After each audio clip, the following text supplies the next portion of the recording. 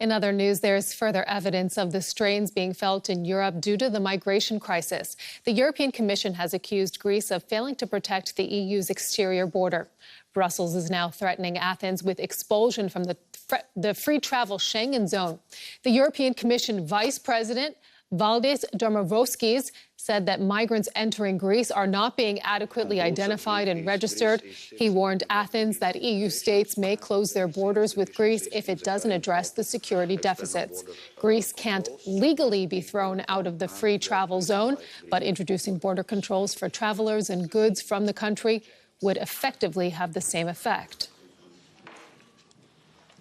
Meantime, Macedonia is a country along the Greek border that is not part of Schengen, and it has taken unilateral action shutting down its border and leaving thousands of migrants stranded on the Greek side of the frontier.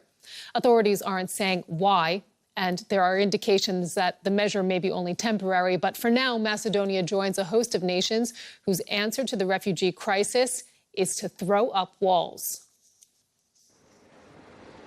It's the last stop before the European Union. Here at Serbia's border with Croatia, only refugees from war-torn countries are allowed to travel on.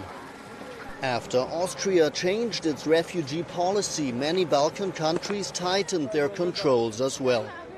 These people just came by train from the southern part of Serbia, and they're waiting to get into the next train that takes them to Croatia. Now, only those who have the nationalities of the states Syria, Iraq and Afghanistan are allowed to move on. Others are stuck, and some of them have been waiting for several weeks to move on. In a refugee camp opposite the train station, a Moroccan, Yassin Sawab, has spent the last 10 days trying to solve a problem. He and 50 other refugees from northern Africa are facing the same situation. Croatian police refuse to let them enter the country. I tried 3 times. There are people 4 times, 5 times. Just we want to go to Germany for good life, good job, and for help our family.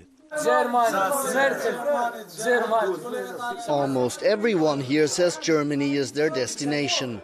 The train is the only legal way to continue their journey, but there are strict controls.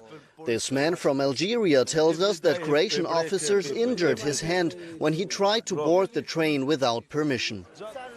Migrants from northern Africa effectively stranded in the camp are becoming a problem for the authorities here. Aid workers complain there's little they can do to help.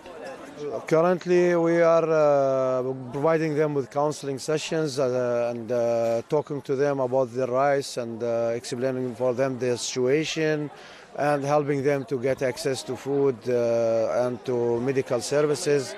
This is all what we can do for them. And just recently, a couple of days ago, some of them applied for asylum in Serbia. But for most of the people here, this is not the solution. As the train bound for Croatia pulls in, a group of Moroccans gather to try their luck again. One day they hope they will make it and begin a new life in the European Union. Let's get a quick check now of some other stories making news around the world. Members of Syria's opposition will gather in Geneva, Switzerland for peace talks set to begin in a few days. But it's still not clear which groups will be taking part. Western-backed Syrian opposition groups will lead the negotiations. But the country's main Kurdish party has not been invited. France's Justice Minister Christiana Taubira has resigned in protest over a terrorism bill set to go before Parliament. The law would strip French nationals of their citizenship when they are convicted of terror offenses, if they also have a second nationality. MPs are due to vote on the bill next week.